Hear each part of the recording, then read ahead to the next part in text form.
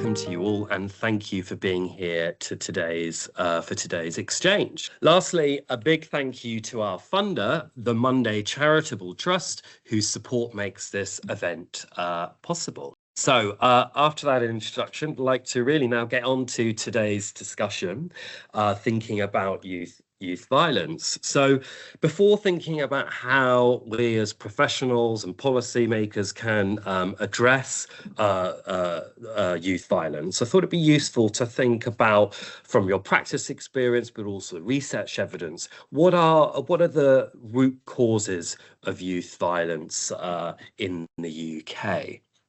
So maybe if we could start off with you, Leb, if that's okay. Hi, thank you very much, and thanks for inviting me to take part today. So I hope we'll get a good chance to hear some questions as well from the many people online. I suppose if I was thinking about the root causes, I would kind of identify three big ones and then add a few others that are fueling that.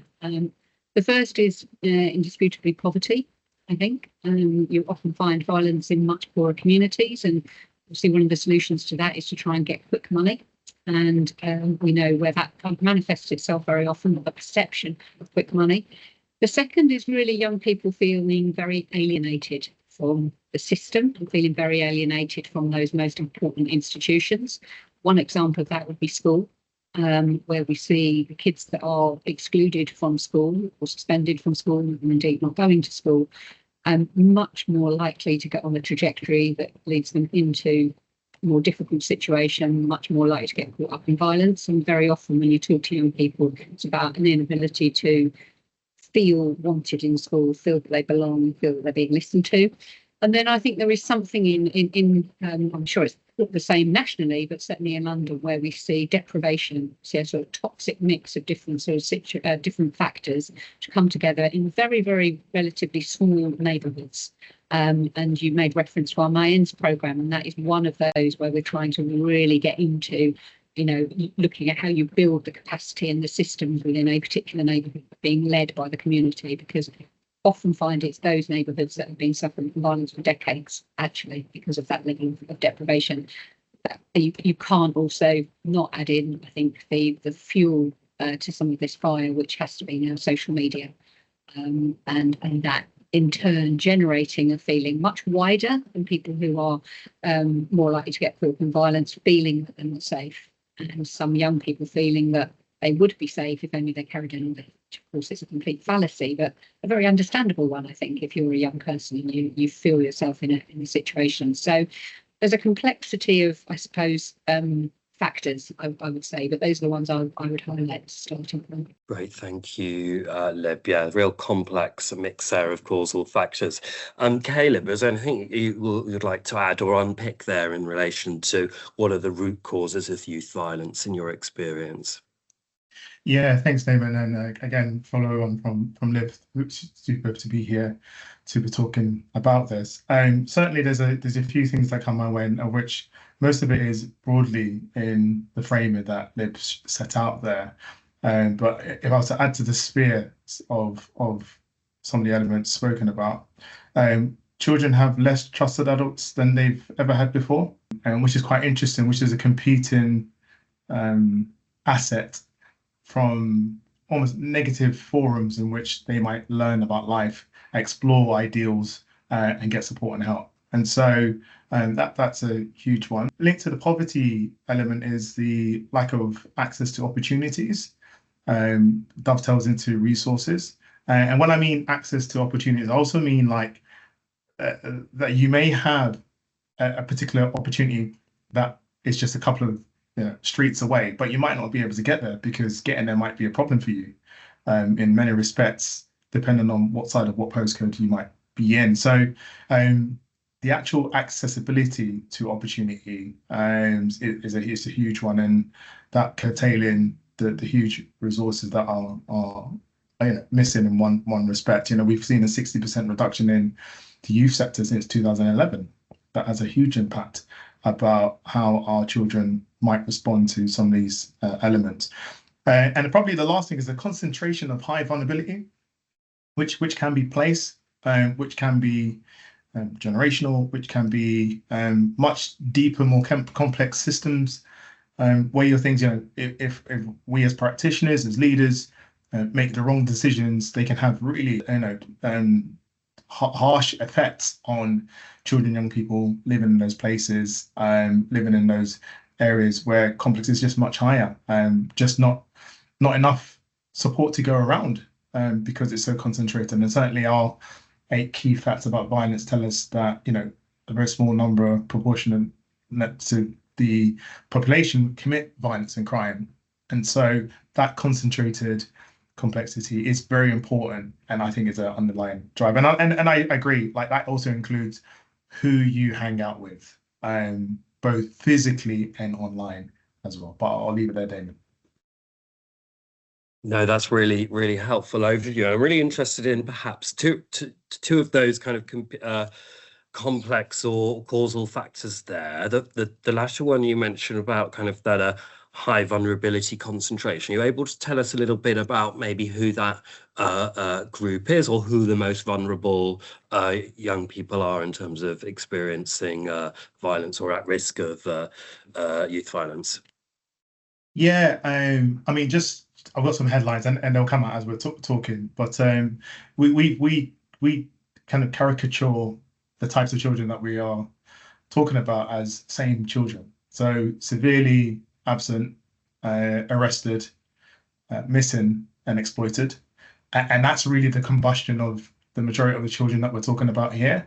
Now, what's quite an anomaly is the fact that the spate of youth violence isn't only those children now. There are children who come from very, for example, affluent backgrounds who are ending up in youth violence situations, and in a way that is unprecedented from before. Certainly, our children and violence vulnerability report tells us that 1 in 2 of our children across England and Wales have a real preservation because they have either witnessed or been a victim of violence. And so this, call it disease if we may wish, is spreading much more than just those same children. And I just want to echo the noise that, yes, we should focus things to those children, but it's actually much wider and much broader than that in that regard. But I'll pause there. I'm sure Liv might have some things to add to that. Right, thank you. Yeah, absolutely. We can expand on that that point in a moment in further questions. But perhaps if I could bring in Heather now, in terms of your practice experience, your and knowledge of the sector.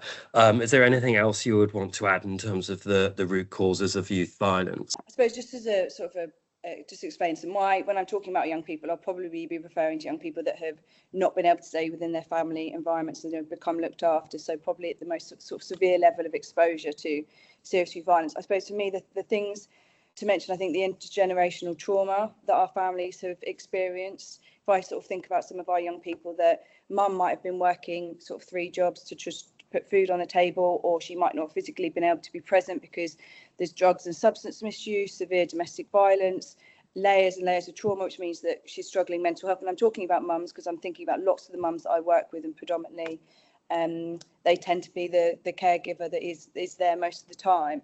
If you've got a mum or dad, a main caregiver that physically can't be present because of whatever reason, has poor access to mental health services, poor access to physical health, you've got generational racism, the intergenerational trauma, and you've got a young person, for example, with some neurodiversity, it's not being picked up at school, the mum might not be going and sort of having those conversations about how to address some of those behavioural things.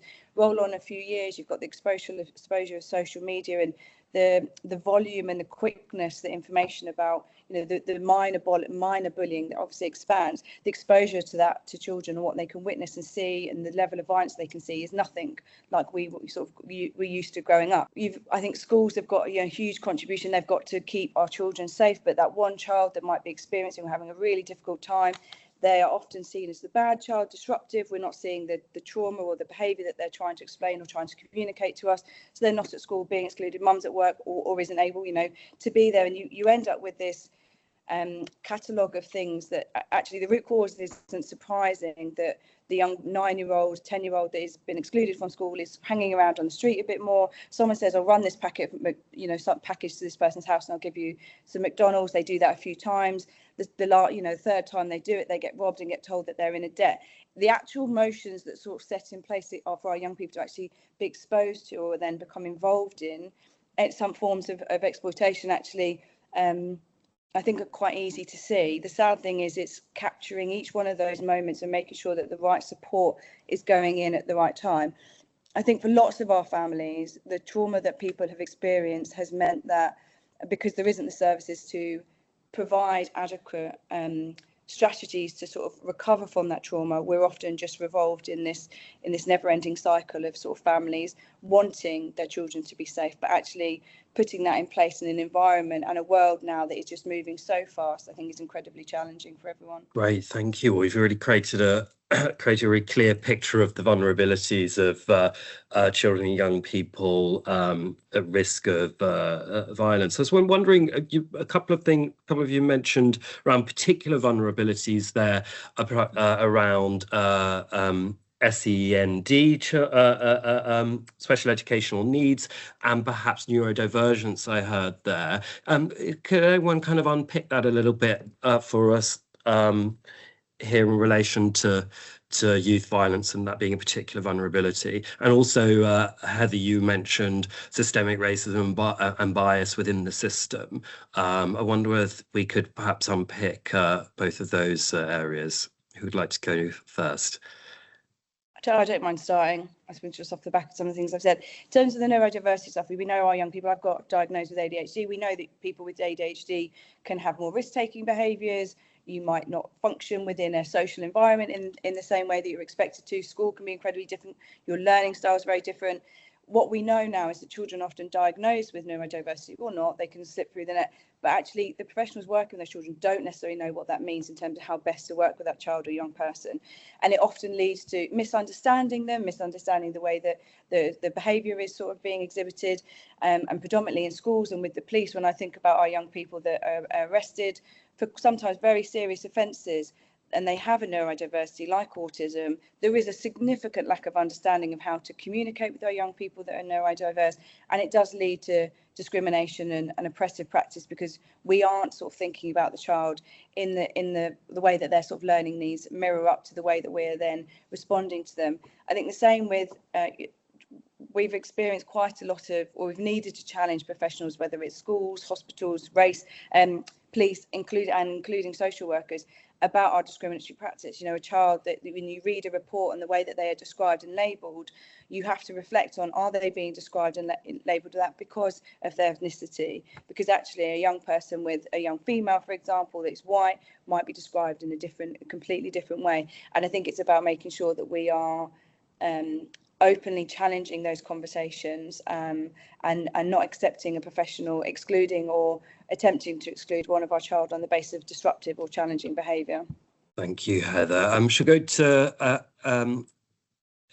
Lib and then Caleb. Is that okay? Yeah, that's fine. Thank you. Well, I started today in Waterloo with our launch of our Different Matters programme, and that is basically recognising that there is a disproportionality through the system of pupils who are neurodiverse. And one of the examples given by our Young People's Action Group there was a young person who has got autism and was approached by a teacher who told her, just give me a nudge when your autism kicks in. And I thought that was really good illustration of actually what Heather was just saying. It's not a lack of will on behalf of the teacher to actually engage with it. In fact, they thought they were doing the right thing, but it is a lack of knowledge and expertise. And when you put that against the background of a huge increase in the number of diagnosed neurodiversity in schools, and the lack of resources of teachers, and the disproportionality of neurodivergent young people in the criminal justice system, I think you need to turn that around and start thinking about, how do you make a school more empathetic? How do you make it more child-centred? What are the policies that you need in place to really counteract that? And while we're doing that work through the Difference Matters, investing in 7 boroughs across London, where there's at least 3 schools in each of those boroughs, all developing this training programme over 2 years, there is exactly the same challenge with many of the other institutions that Heather talked about. And, you know, I think it's shifting it into thinking about vulnerabilities of a young person, but also vulnerabilities of a system that is unable to cope, and flipping that to see how you can most effectively intervene. So I'm really looking forward to seeing some of that some of that research coming out and seeing what impact it's had. I completely agree, by the way, as well, of course, on, you know, counteracting the racism in the system, naming it, you know, and dealing with it, and being very aware that there's a huge disproportionality because a lot of kids feel alienated from those same systems and structures which are meant to help them thrive, such as school, but they don't actually feel they're able to, or their experiences, and to engage with it. So then again, that comes through the system, and you see a big disproportionality again of black kids in the criminal justice system. So again, I think we need to sort of turn that around. And another programme and project we're doing is looking at kind of adultification. Thank you, Liv. You make some really important points there, particularly around adultification, and perhaps we can think about that in the next question when we think about how we address some of the root causes and what's not working so well. And clearly adultification within the system is not working well and is discriminatory. But Caleb, it'd be really great to hear from your experience of the Youth Endowment Fund and your research and expertise here. I know you've done a lot around kind of differential justice within this sphere, and particularly around vulnerabilities of young people. It'd be great to hear from you on that. Yeah, I mean, there's a couple of things which is, you know, we've got a disproportionality report which is available and published on the website, and I'll speak to some of the highlights of that. But I just wanted to interestingly just share with you 2020 the National Children's Safeguarding Practice panel published a report which was called "It Was Hard to Escape," and the findings resonate with many of the children who sadly end up on a safeguarding practice review. And they looked at 21 children who experienced serious harm between 2008 and 2019. And some of the headlines that came out from that is that boys, mainly from minority ethnic backgrounds, were more vulnerable. And it was majority of the cohort were boys who were killed. Most were not known to social care initially, and they kind of pop up in that regard. And you know, moving families isn't an effective protection for them in that regard. And you know, decisive action it was needed at critical moments, namely around exclusion, injury, and arrest. But when we start to think about sort of children and vulnerability, certainly our research tells us that, for example, children who attend youth clubs have the highest amount of vulnerability. Unsurprisingly, as someone who worked in youth clubs in that regard. And so you have children who are 86% of them telling us that we're involved with this negative peer group called a gang. You know, we have social workers more so than our peers who don't. And we are disproportionately Black and Asian, attending at almost twice the rate to white children. And so, you know, that was an interesting finding from what children were telling us around this subset as a whole. But if I was to kind of lean into what the, you know, around disproportionality, you know, children who are from Black and Asian minority backgrounds, mainly Black backgrounds, are 150% more likely to be stopped and searched. When it comes to conviction and cautions, they're 84% to be more convicted and cautioned and harsher sentencing. That's what it's done us, and more likely to be arrested, on top of 6 times more likely to be murdered as well. And so these are really key kind of harrowing fragments about how children are disproportionately treated alongside, and victimization amongst children from Black communities is higher than any other. So, I mean, just kind of going back to thinking through about, you know, neurodiversity, I think it's still a bit of a blank box. I think it starts at the point of adultification, and I think, you know, absolutely right. Training is key to better understanding context and systems being ready to respond to the level of need that children children share and show, especially if you've never come across it before in your professional life. That is absolutely fundamental in that regard. So like those are some of the headlines. And talking about what works, I'm talking about the youth sector. Your youth sector partners are out there. They want to work with you. Strong referral pathways can help you get children supported if there is the resource to do so quite quickly. And partners are looking at, but I'm sure we're going to talk about what does that look like in due course. Great, thanks, Caleb. Yeah, Heather, briefly, if you want to come in there, and then let's start to think about how we can address some of these root causes and this very complex set of vulnerabilities young people are experiencing.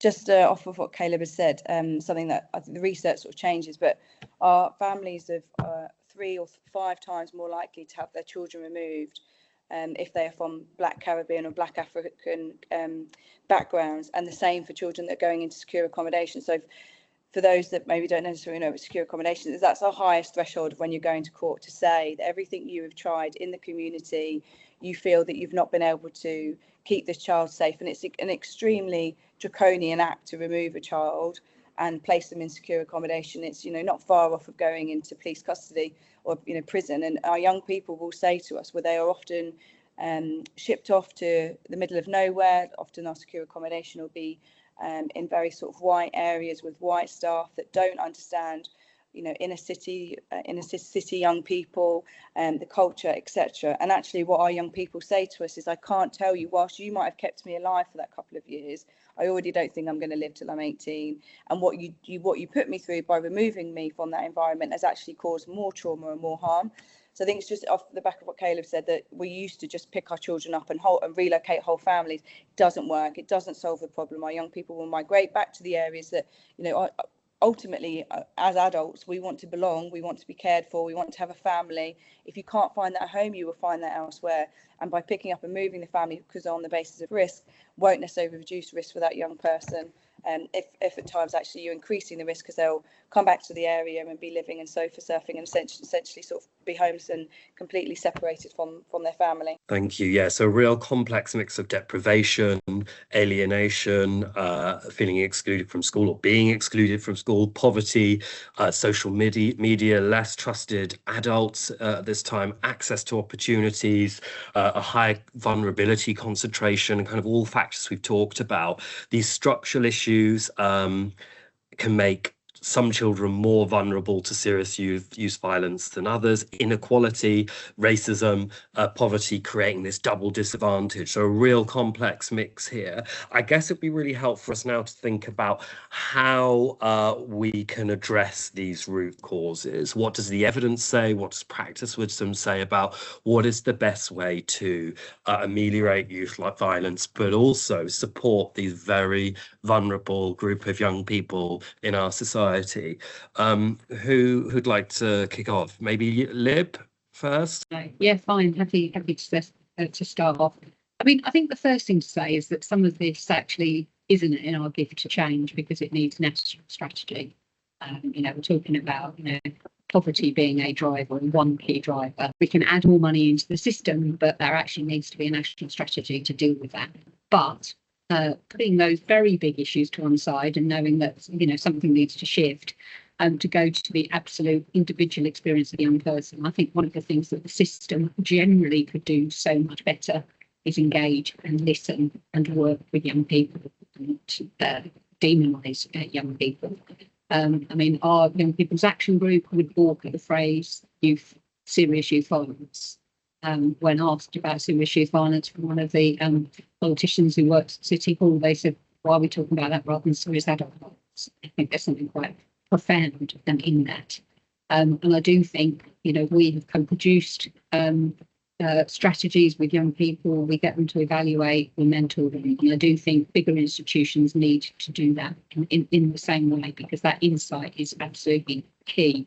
And if something came out of that adolescence film was about a complete divide between the adult experience and assumption, very often the young person's experience. So that, in a way, it's not an easy one, but it's a cost-effective one, and I think would go a long way towards changing some of it. The second has to be And Caleb talked about the impact of austerity and the impact around, youth facilities and activities and positive opportunities. It has to be about investment.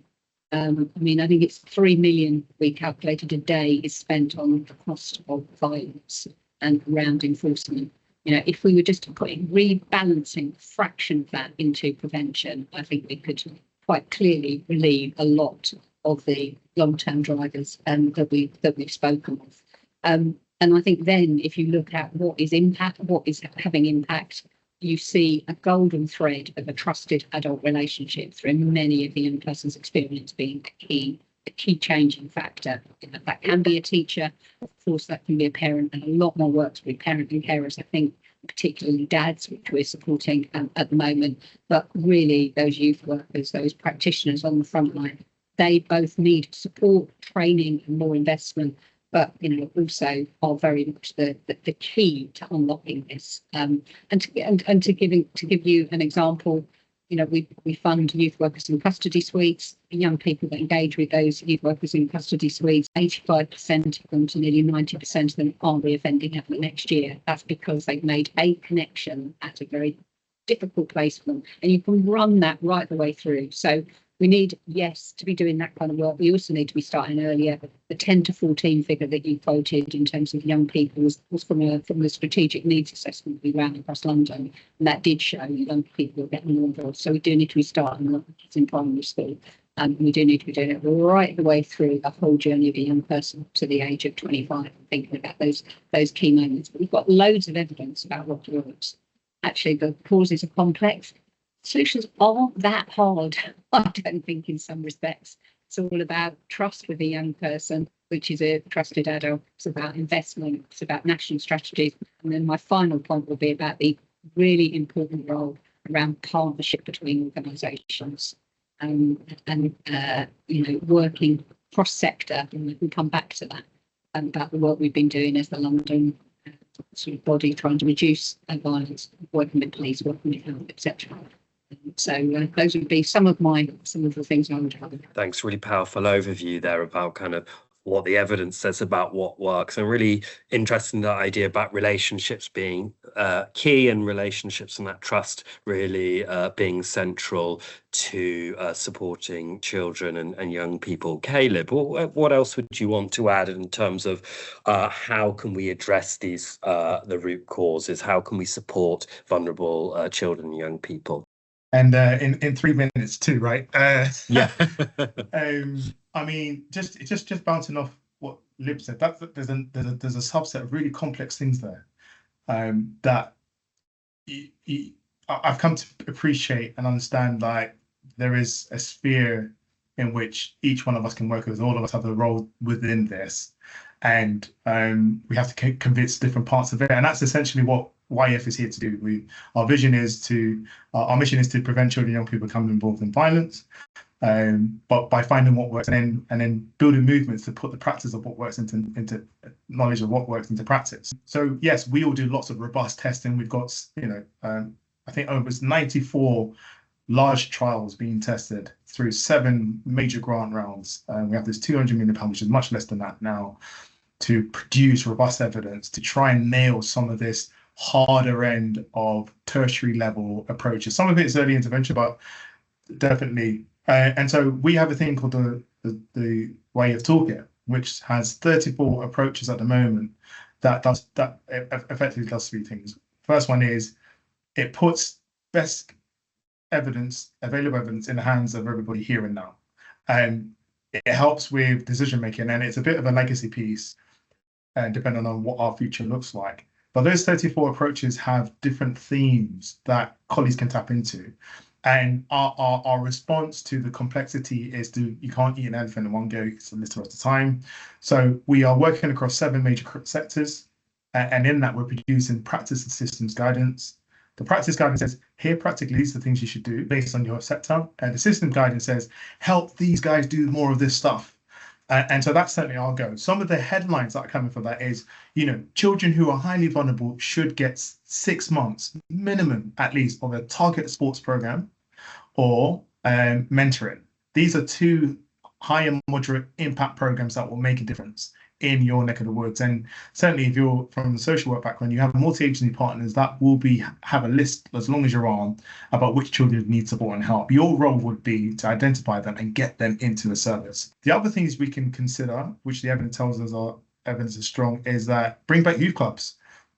Youth Club Deserts, Carmen Villa did a piece of work which looked at London, April financial year 2019, and looked at what's called a quasi-experimental design. That's the difference.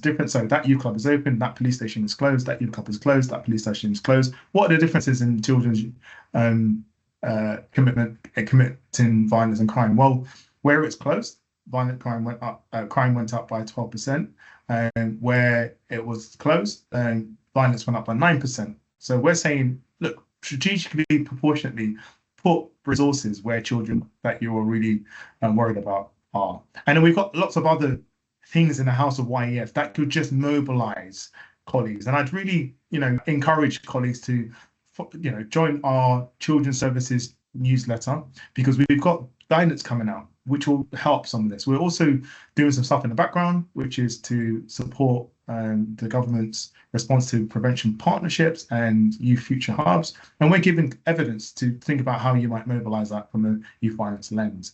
So those are the headlines. Yes, think about disproportionately, target it, the concentrated levels, but do not lose sight or focus on the universal need. I think if we spend all our money on targeted, we could be in trouble because we just do more targeted. So that's the headline from me, and I hope that's helpful. No, it really is. Thanks, Caleb. Yeah, a good call to action there to engage with your toolkit. But I'm really interested to hear also from Heather in terms of your experience as a social work manager and practitioner, but also as your role as co-founder of T-Box in practice. I wonder whether you can share any successful examples of initiatives that are helping to break that cycle of violence, or to help vulnerable children at risk of violence. Yeah, sure. I suppose just off the back of what Libra said in terms of what's within our control, I think probably, and this is probably a bit controversial, but one of our biggest challenges is getting the government and politicians to really, really care and invest in it. It's not their children, so there isn't the same connect as I think that there is to lots of others. You'd want to legalise drugs and get rid of sort of the tough on crime, causes of crime, and talk about sort of eradicating poverty and racism in order to actually be able to really sort of hone in on the root causes and eradicate. In terms of what's within our power of control, I'd say from a social work perspective and what I've seen, sorry if you can hear a little one making noises in the background. It's just a 4-month-old I didn't want him to be present during this, but he's not. He wants mum at the moment. Sorry if you're hearing a bit of background noise. No, that's fine. We've got a 4th panel member. That's great. Yeah, we have. What's within our control is relationships. If I think about the young people if I think about some of the kids, so my background is working with children leaving care, so that's from 16 up. Some of them have been involved in some of the highest level of serious youth violence and exploitation. And the one thing that has made the change is the relationship with one professional, be it social worker, youth worker, having a connection and someone believing in that child. And I suppose that's anyone here today. If you invest in the relationships with these young people, that's what can create change. That one moment of trying to see the behaviour and think about the trauma, what is the child communicating to you, not seeing it as that is them as an individual in terms of that behaviour. So really trying to break that down, invest in those relationships, work on the communication. And I suppose if your organisation you don't feel like you've got the toolboxes and the intervention plans, like Caleb says, there's a wealth of information and services out there. It's about the connection. In terms of what we set up, me and my sort of partner Mairead, we recognise that with our social workers, they're leaving the practice, they're finding working with exploitation and serious youth violence. We've lost too many children in the last 5 years. We've had about 6 murders. The impact that has on the community, the families. Sorry, I should have mentioned the families first, but the communities and the social workers don't want to stay in the profession, and I suspect lots of other professionals probably feel quite similar, because what they are experiencing and the trauma and trying to sort of save the young people is incredibly challenging. So what we're trying to do is set up a risk assessment tool which helps practitioners use early identification of risk, that is meant to be sort of neurodiverse and takes into takes into consideration that child and young person's individual needs, to then be able to bring out an intervention plan that's specific to them, with the hope that you are able to sort of reduce risk. But yeah, my main takeaway, that if anyone has those conversations with the young person, is that relationship is likely to be what changes the outcomes for that young person. Thank you, Heather. Absolutely, relationships matter, and those moments really matter of engagement and building those relationships with young people. Lots of food for thought there, and really powerful evidence for and discussion from you all there. I'd love to open it up now to the floor for questions. I know the audience will have lots of questions too. Maybe while we wait for some to come through, because they're not quite coming through yet, I might just ask, what is your number one piece of advice for professionals hoping to break the cycle of youth violence? I know we kind of just talked about relationships there, but are there any other kind of top tips or pieces of advice around engaging? Caleb? Yeah, super. I mean, I just love Heather's part on like being the relational professional. To on the bit, and like challenging your own bias is huge on that front, and like it, you grasping the nettle as the singular professional can be one of you could be the last line of defense for any child that we're talking about. And that's a really serious element. I forgot to mention as well, apart from professional development, and great systems and challenging systems, which is often really difficult to do in institutions. Heather's point about people leave things if they feel that they can't have the level of sway or impact. Have hope, don't give up. But I also forgot to mention that therapy, multi-systemic therapy, cognitive behavioral therapy, trauma-specific therapies, all rate between high and moderate impact. And this is why, I mean, definitely go check out the Way of Toolkit, because you might be sat with a bunch of colleagues, not depending on your level rank in your organization or within partners, and they might say, oh, let's go and purchase a bootcamp program to work with all these kids, because fear-based programs really do work. Actually, the toolkit says it's harmful.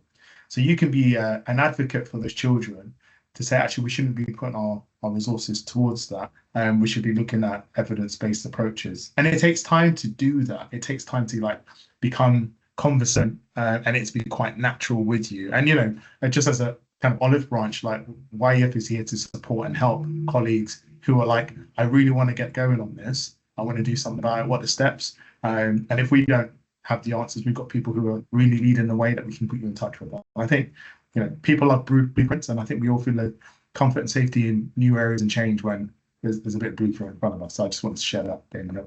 That's helpful. No, thank you, Caleb. So yeah, I've got access to the questions now, which is great. So first question from Casey Thompson says, adultification is such a massive issue amongst young people. What can social workers do to begin to unpick this amongst professionals they are working with? Big question there. I was very interested to see actually from a multi-agency responses to serious youth violence report by a joint inspectorate that they kind of deal with adultification. Actually, one of the themes that came out there from many professionals, they weren't actually aware of the term adultification, what that meant. So I guess there's a lot of learning within the sector amongst professionals in this area. But Lib, what would you like to come in on? Thinking about adultification and how we might begin to unpick this for social workers, other professionals. Yeah, I mean, I'm not a social worker, and it's not my area of expertise, so I'm caveating what I'm going to say. But the organisation we work very closely with is an organisation called Listen Up, which has done an enormous amount of work. Janine Davis is sort of advising the government now. She set the organisation up, and she was the first to really kind of start using that term. I think it is a lot about finding the space, the time, and that obviously also requires investment to understand, unpick collectively what that looks like as a practice. And I would say that's almost your starting point. And that's why we're working with them in terms of a programme across London to try and make sure that we are supporting professional. That's one of the big things that we try and do. The Violence Reduction Unit is working with either youth workers or working with teachers or working with, hopefully more now, even social workers, working with people from local authorities, because that whole partnership piece is really important. But it's a partnership that needs, I think, to walk alongside with people, and I think therefore the more kind of collective understanding, to bring that back to adultification, that we've got, that we're using the same terminology, becomes really important. So we're quite excited by this piece of work we're doing with them, and like Caleb, we've been very, very assiduous in plugging Yes. I must encourage people also to just have a little look at the VRU website because there's lots of material there, including this programme. Absolutely. Yeah, we should all take a look at that. Thanks for the plug. Really important there to share all of these resources, because this is how we're going to learn together, right? And that partnership you talk about. I'm going to move us on to another question from the audience. Iona Payne says, we talk about needing to reopen more youth clubs. However, there was a point, I think you made, Caleb, that those in youth clubs are more likely to be at risk of being in a gang. How do we address this? Is that okay if you come to you first on that, Caleb? Absolutely. So thanks for that question. Really super stellar question. There's two fronts, really. The first one is, actually, we need to pour resources into opening youth clubs. Often many youth clubs, especially when we're talking about grassroots, are definitely running on what I would say are shoestring budgets. And the experts in the building, who are fantastic, are often haven't had the level of investment when it comes to workforce and professional development. And certainly, when I look back at my youth club days, no one taught me about what you do when a kid comes into the youth club with a knife in his pocket, and everyone's saying, no, he's got a knife in his pocket. So there's something about the importune. Certainly, we're saying that youth clubs should be well resourced with the right skilled individuals who understand what it is they're doing and have the training to be able to take that on. That means they can deal with it. Rightly resourced as in enough members of staff to deal with things as they pop up. I've seen lots of something's happening in youth club that came from outside, whether that's school, locality, and has ended up where lots of vulnerable children are, and the rails are in place. But the youth club is the one that gets shut down because it's where it took place. Not actually, they've got the children, how do we support them? And equally, I want to be kind of cautious, because as malpractice can be quite the thing in any of our worlds, and certainly when I think about the youth club setting, I think it's important to ensure, to quality assure, that those people who are leading the front have clarity, have resources, have supervision to be able to respond to the level of need that they get. And remember, these children are there because they want to be there, as opposed to they've been arrested and they've got to be in a custody cell and you must behave yourself in that regard. So yeah, those are some insights. Thanks, Caleb. Lib. Two very quick points, because I know we're short of time. First, I don't think we should rule out the importance of detached youth work. I get a little bit nervous when everyone associates it just with a physical building of a club. There is loads of great community work going on in neighbourhoods, and it's more for me about empowering those people, sometimes youth workers, sometimes practitioners, sometimes social workers, whatever, to be able to have that relationship, not always based around a club. And secondly, completely agree with Caleb's point about the deprofessionalisation of youth practitioners, youth workers. And over the last 4 years, we've run a training course with London Youth. And by the end of next year, 500 youth workers will have been on it, some very experienced, some just entering, and all to do with exploring and networking about how they can sort of strengthen their response to violence, but also much more broadly about providing aspiration for young people. Great. Unfortunately, we are beaten by the clock today. We could have gone on for a whole other hour. There was a really interesting, thoughtful and valuable discussion today. Thank you to everyone who's posted questions, but also thank you to our excellent panel. It's been a real privilege to hear from you today about your professions, your expertise, your knowledge and expertise within this really complex field. It's been a real privilege to hear from you all today, and thank you for taking the time to be with us and share your thoughts and wisdom.